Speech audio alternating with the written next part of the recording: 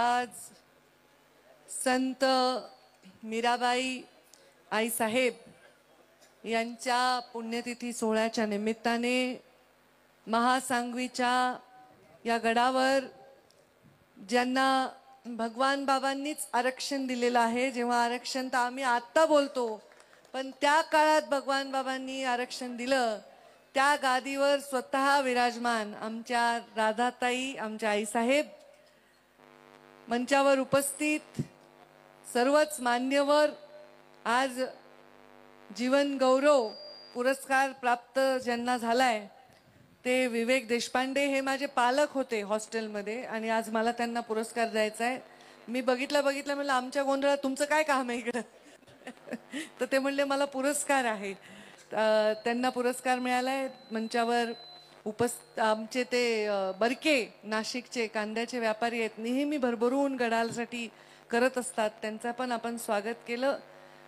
शंकर देशमुख, मधुकर गर्जे, महेंद्र गर्जे, अजय धोंडे, अनुरोध सानप, सूर्यभान बरके, मी आत्ताच नाव घेतलं, आमचे ॲडव्होकेट भुमरे, आता मी सगळ्यांनाच ओळखते, सगळ्यांचे नावं, रामदास बडे, सगळ्यांचे नावं, तुमचे 3च नावं लिहिले होते. लिहिणारा आमचा फार आळशी आहे, त्याला काय माहीत नाही का, सगळे लोक रे लिहिलं नाही नावं सगळ्यांचे. आता मला एवढ्या टोप्यात ह्याच्यात सगळ्यांचे तोंड बघू बघू शोधून काढावं लागते. तर सर्व मान्यवर, सर्व वडीलधारी मंडळी, फेटेवाले, टोपीवाले, सर्वांना माझा नमस्कार. सर्व माझ्या माय माऊल्या, इतकं प्रेम मला देतात तुम्ही. तुमचा एक एक कटाक्ष, एक नुसतं नजर तुमची आहे ना, तर मला वाटतं की एक आशीर्वाद आहे ईश्वराचा. तुम्हालाही माझा प्रणाम.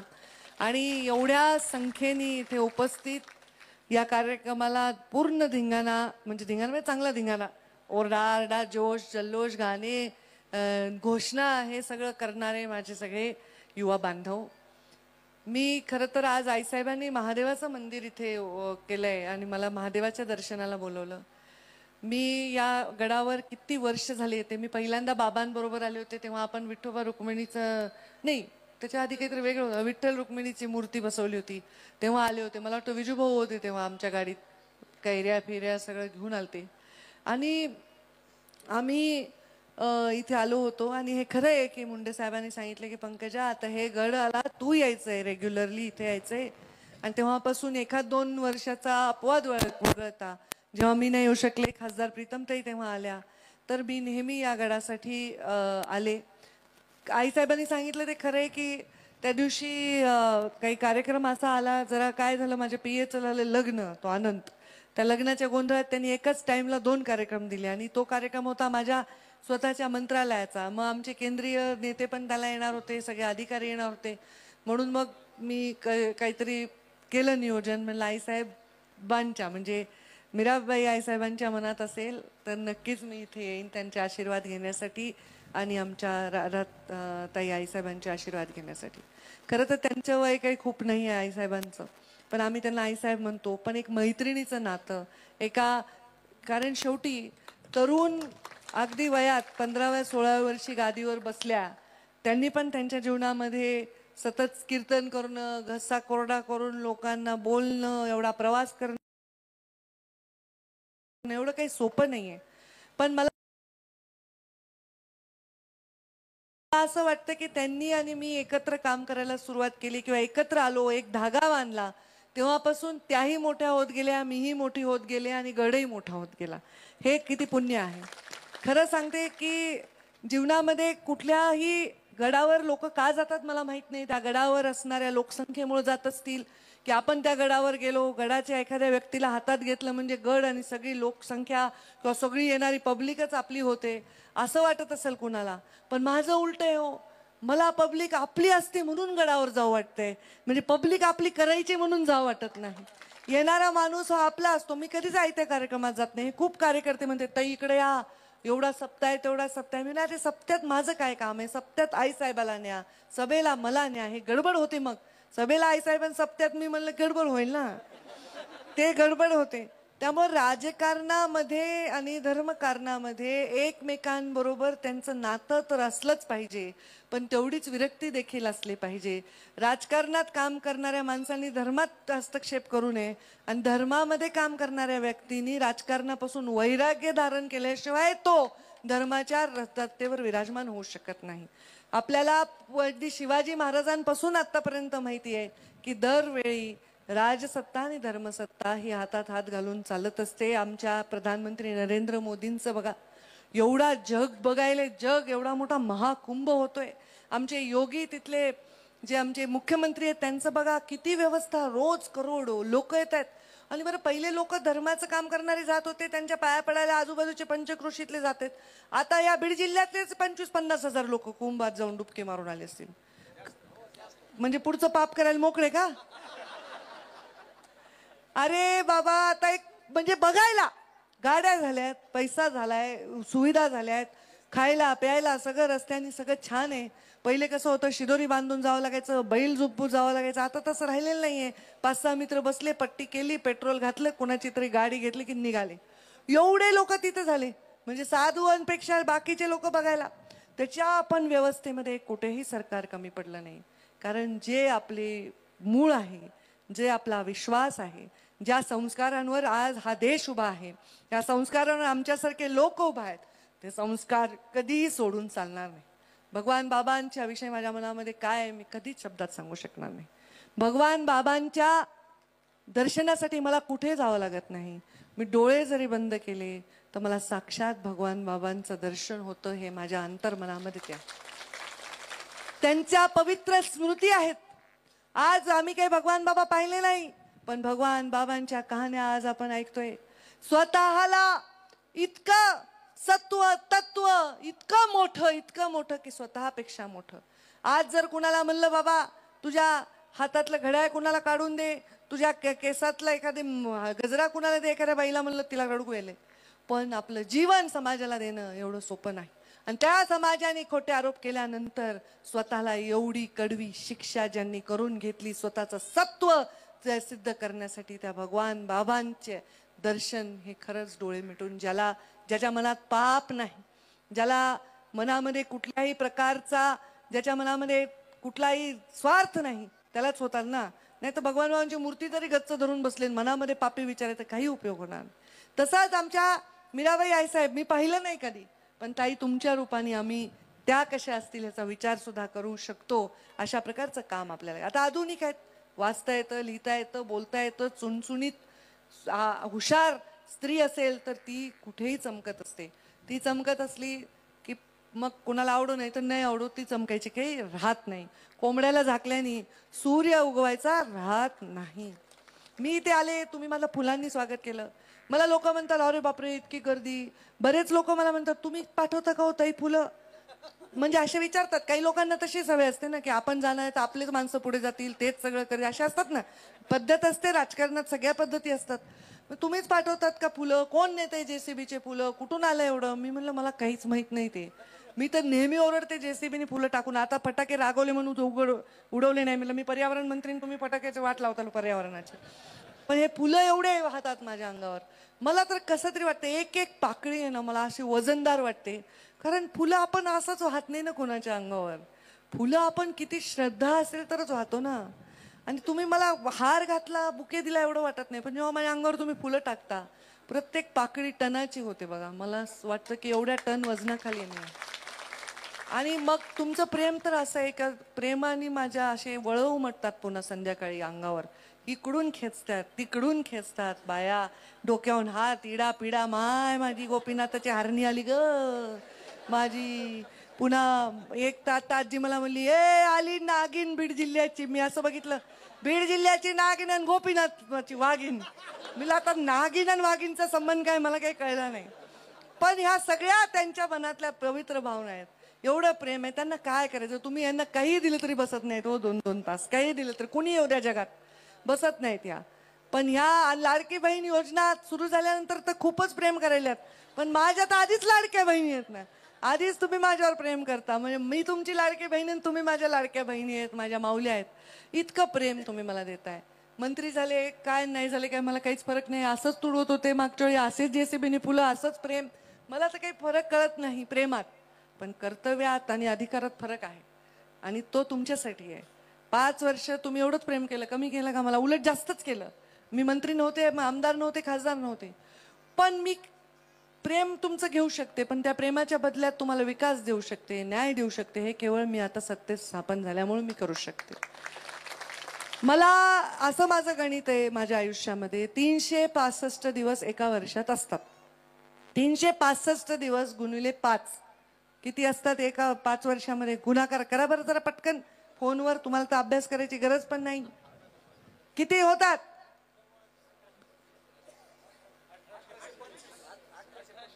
1825 दिवस आहेत माझ्याकडे सत्तेचे.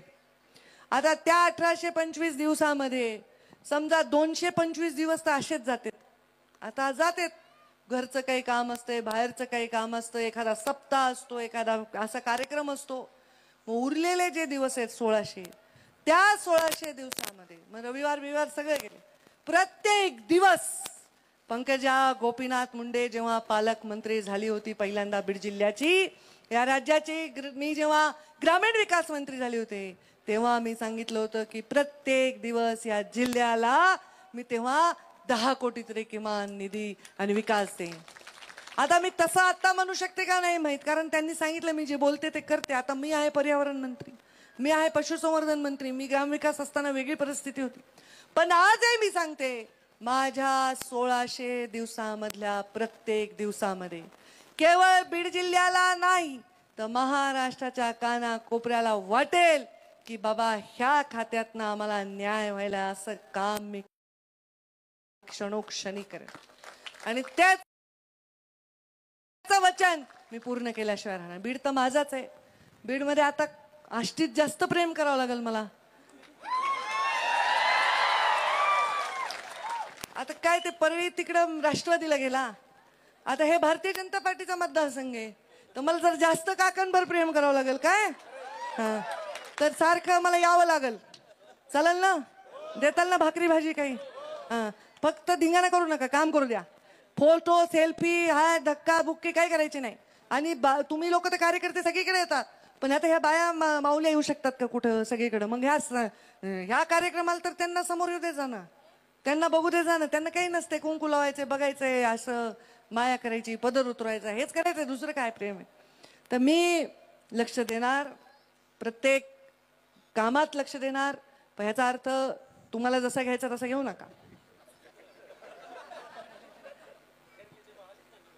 आता निमंत्रण तुम्हाला वाटतं ताईंनी आता पुन्हा सप्तेच करत बसते. हा, आता मी पुन्हा तेच ह्याचं स्वरूप सगळ्यांना मी एवढी रामकथा सांगते, पुन्हा रामाची सीता कोण होती म्हणते. अरे बाबांनो, मी म्हणायले काम करू द्या, काम करू द्या. कामाला येणार, एवढ्या उद्घाटनाला येणार. आणि मी या बीड जिल्ह्याला जसे पहिले 5 वर्ष सुखाने तुम्ही काम केलं, आता मी संपर्क मंत्री आहे आणि पालकमंत्री अजितदादा आहेत. आता या असलं कॉम्बिनेशन पण पुन्हा मिळणार नाही ना, की अजितदादा स्वतः पालकमंत्री म्हणून आहेत, त्यांनी अर्थमंत्री देखील आहेत आणि पुन्हा मी आहे. फक्त त्यांना आणि मला दोघांनाही तुम्हाला चांगलं काम दाखवावं लागेल, शिस्तीने काम दाखवावं लागेल. तिकडं शिस्त आहे, आता मलाही शिस्त आहे, पण तुमचे लाड करते, मी आई आहे ना. पण ते शिस्तीने आणि काम करून दाखवलं तर काम भरपूर आपल्याला करता येईल. आणि त्यामुळे तुम्ही सगळेजण ह्या आश्वस्त राहा.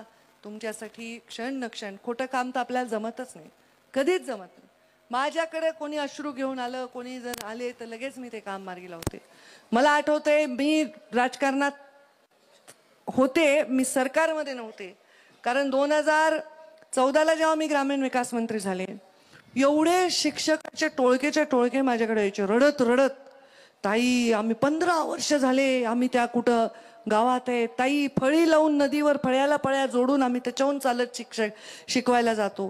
ताई माझी बायको विदर्भात आहे, ताई मी कोकणात आहे, ताई माझं डिवोर्स होते, ताई माझे लेकरं एकटे, काही ना काही रोज रडायचे. आम्ही का बाबा तुम्हाला मिळत नाही म्हणे ताई.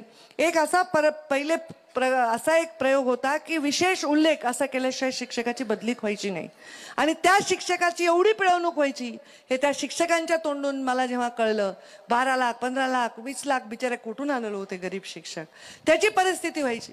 आणि अशा वेळी ऑनलाईन शिक्षकांच्या बदल्या करण्याचा निर्णय हा तुमच्या लेकीने घेतला. त्यांना त्या पिळवणुकीतून सोडून घेतलं. ते लोक रोज माझ्याकडे यायचे आता मग पेढे घेऊन. मी लय बघा, मला एकदा काम झाल्यावर पुन्हा सत्कार, पेढे, साडी काही लागत नाही. तुम्ही फक्त काम झाल्यावर जिथे आहे तिथून आशीर्वाद द्या. त्या लोकांच्या बदल्या इतक्या अनधिकृत झाल्या. जेवढ्या जागा बीड जिल्ह्यात नव्हत्या तेव्हा, मी आमदार नव्हते, माझी सरकार नव्हतं तेव्हा, एवढ्या जागा नव्हत्या तेव्हाच्या शिक्षण अधिकाऱ्याला सस्पेंड करावं लागलं.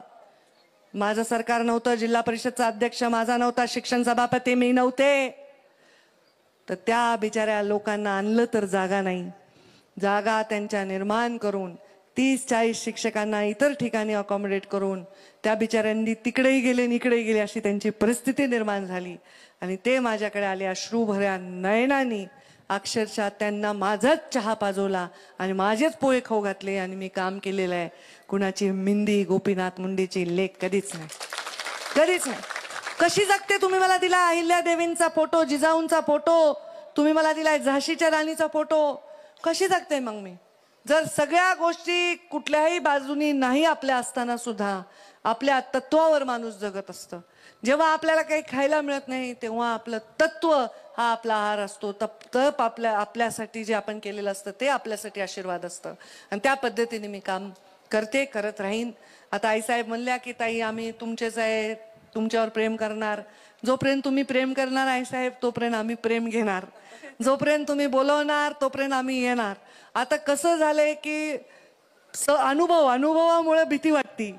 अनुभवामुळे वाटतं की बाबा दृष्ट लागू नये एवढ्या प्रेमाला, कारण अशी लागते पुन्हा.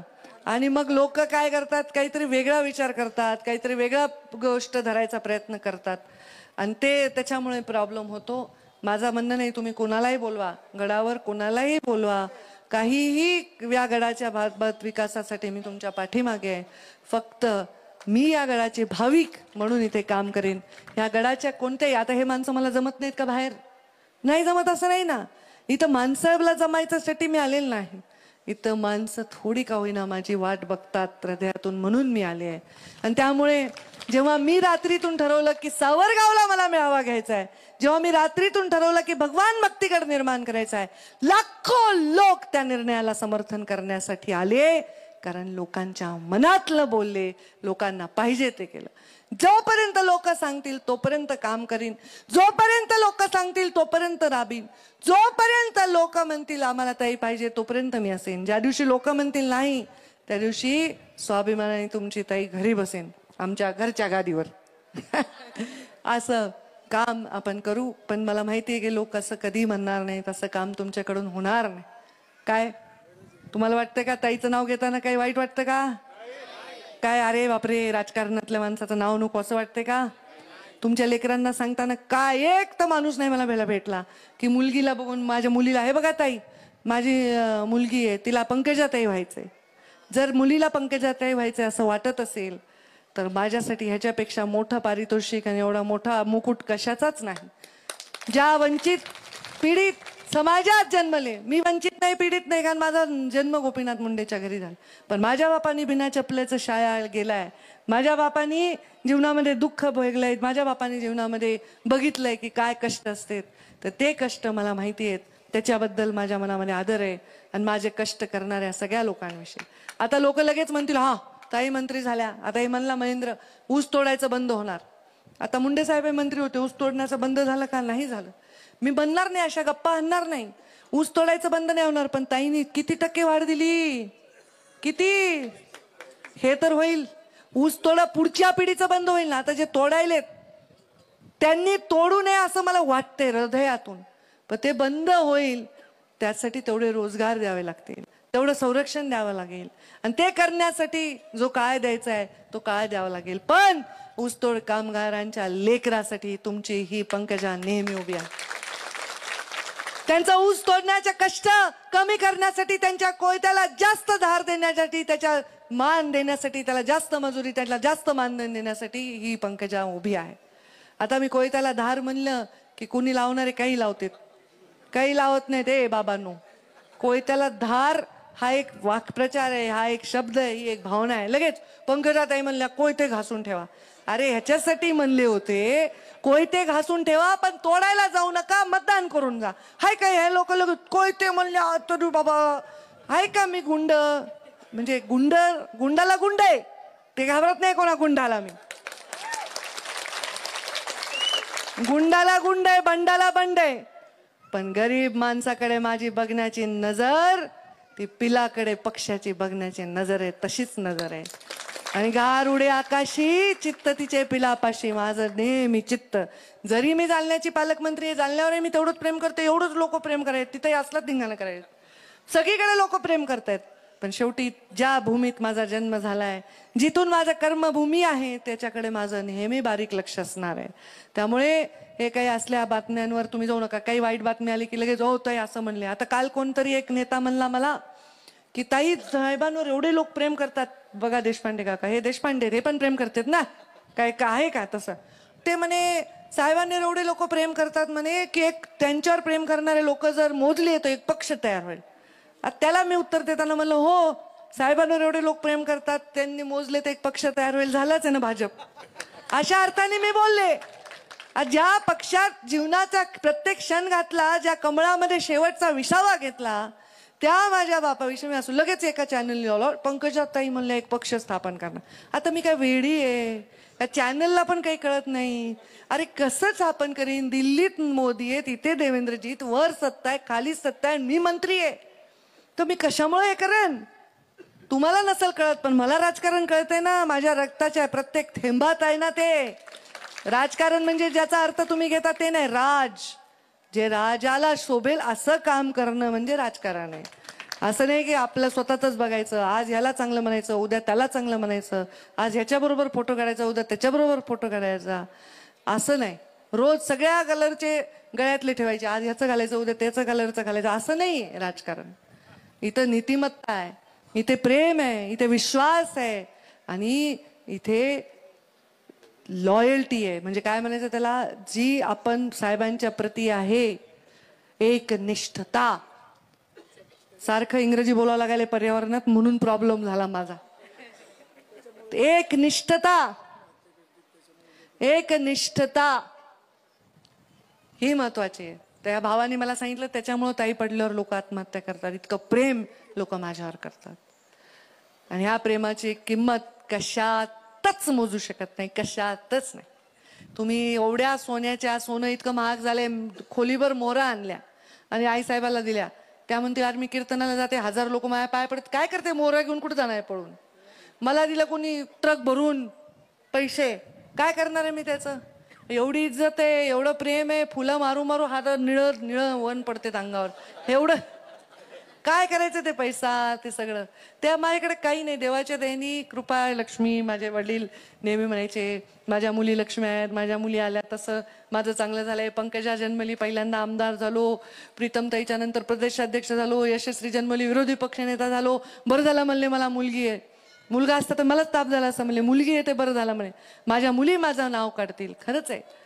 तुम्ही आता एक वचन मला द्या, आईसाहेबाचा गड आहे, महंत महिला आहे, तुमची नेता महिला आहे, सगळ्या राज्यातले लोक माझ्यावर प्रेम करतात, आणि माझं भाग्य आहे एवढ्या पवित्र स्थानी. मी सांगते गोपीनाथ मुंडे नंतर ते स्थान तुम्ही मला दिलंय, हे एवढं मोठं स्थान जगात कुठेही नाही, कुठेही नाही. मग आता आपण मुलींचा सन्मान करायचा, मुलगीच वारसा बनायची. ही बघा आमची अक्षता आली ती संतोषची, ती काय तिने मला व्हिडिओ पाठवला काल, दांडा चालवायली ती, दांडा भातुकली खेळांना दांडा चालवायली. आता मला बघून असंच होईल ना, ते दांडा चालवायली. मला पोलीस अधिकारी बनवा, शिकवा, पोरी कामाला लावा, सारखं त्यांच्यावर विश्वास ठेवा, त्यांच्या हातामध्ये ताकद द्या, त्यांच्या पाठीशी उभे राहा. बघा आपल्या पोरी कशा वंशाच्या दिवा बनल्याशिवाय राहणार नाही. आणि पोरगी सुधारली की पोराला सुधरवते पुन्हा आपोआप. बरोबर आहे की नाही? आई जर शिकली असेल तर लेकराला शिकवते, चांगलं करते. एक स्त्री शिकली तर समाज शिकतो, एक स्त्री मोठी झाली तर समाज मोठा होतो. आज मला आनंद आहे असे वारकरी संप्रदायात येणारे लोक, काम करणारे लोक. काल एका गोविंद म्हणून आमचा कार्यकर्ता नाशिकला, त्यांनी मोठं वारकरी भवन बांधलं, त्याचं उद्घाटन होतं. माझ्या आजूबाजूच्या लोकांनी, मला असं वाटतं की जेवढं शक्य आहे तेवढं ह्या सामाजिक विषयांना घेऊन काम करावं. तंबाखू सारखं व्यसन सोडावण्यासाठी मी नेहमी प्रयत्न करते. नेहमी मागे भगवानगडावर एवढा ढीक, सगळ्यांना म्हणलं काढा खिशातल्या पुड्यान टाका. मरतात कॅन्सर होऊन होऊन लोक, कशाला ते तो घाणेरडं. आता सगळ्यांनी जाऊन घरातल्या पुड्या काढून टाका. पुन्हा म्हणला काही नवरा अंगावर आला ताईला सांगेन म्हणायचं. ह्या अशा व्यसनापासून तरुणांनी दूर राहिलं पाहिजे. व्यसनाने डोकं खराब होतं. व्यसन करून करून मग लवकर पैसा मिळा वाटतो. लवकर पैसा मिळून मग मस्ती येते, कारण मेहनत नाही केलेल्या पैशानी मस्ती येत असते. घामाच्या पैशाची मस्ती येत नाही. व्यसनाधीन झालं की मग डोकं नाही चालत, मग गुन्हेगार कडे माणूस जातो. या डोंगर कपाऱ्यामध्ये वामन भाऊनी आणि भगवान बाबांनी हे जे सप्ते लावून दिलेत, हे नारळ जे दिले, जे नारळ आपले महंत घेतात दोन्ही गडावरचे आणि तिथे सप्ते करतात, तिथे येऊन कीर्तन करतात, ही परंपरा एवढ्या वर्ष जुनी, ही कशासाठी होती?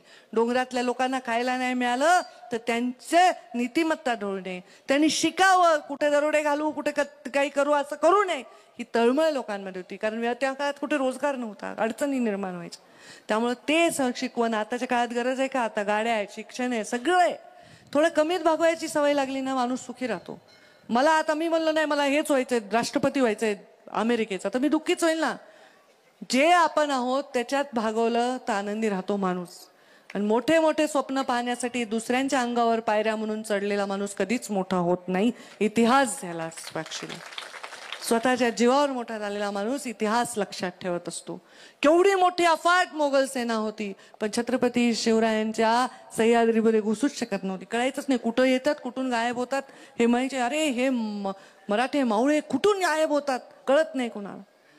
आमच्या पुण्यश्लोक अहिल्यादेवींनी किती चांगला राज्यकारभार केला आणि किती मंदिरं बांधले. मी जगात कुठेही गेले ते अहिल्यादेवींचंच मंदिर आहे. कुठेही महादेवाचं केदारनाथ पर्यंत मंदिर बांधले. किती चांगलं, म्हणजे धर्म आणि राज्यकारभार दोन्ही सांभाळलं. काय कमी, एक स्त्री त्या काळात जिजाऊंनी घडवले म्हणून शिवराय घडले. हे सगळ्या गोष्टी आहेत. या सगळ्या महापुरुषांसारखं व्हायचं नाही, लगेच तुझ्या घोड्यावर बसायचं, तलवार घ्यायची, असं काही करायचं नाहीये. पण सगळ्यांनी जेवढं चांगलं वागता येईल तेवढं चांगलं वागा. फार प्रेशर देत नाही नवीन पिढीमुळे. कधी मित्राचा वाढदिवस आहे, कुठे गेलात, बाहेर खाल्ला पिल्ला, मी काही म्हणत नाहीये, पण ती रोज ते हातबट्टी, ते इकडे हे दारूबंदी करा पहिले. आईसाहेब तुमच्या महासांगवीतूनच सुरुवात करा. करा, नुसतेच गप्पा मारतात. करा इथून सुरुवात. आईसाहेबांना सहकार्य करा. बिचाऱ्या महिला आहेत त्या तुम्ही दाबतात. करा. मी म्हणत नाही की तुम्ही जीवन जगू नका, पण त्या व्यसनाच्या अधीन जाऊ नका, हे फार महत्वाचं आहे. व्यसनाच्या अधीन जाऊन लोकांनी बर्बादी करून घेतली. सगळं नाव आपलं खराब होतं, मुलाचं नाव खराब होतं, घराचं नाव खराब होतं, गावाचं नाव खराब होतं. असं काही आपल्याकडून होऊ देऊ नका.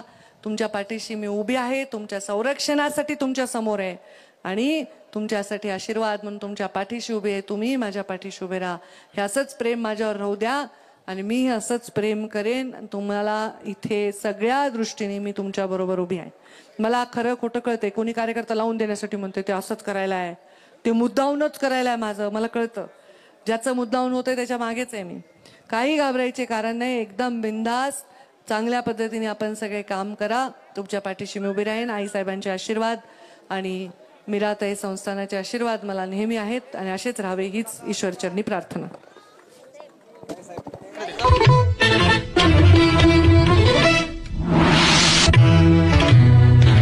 न्यूज 1 महाराष्ट्र.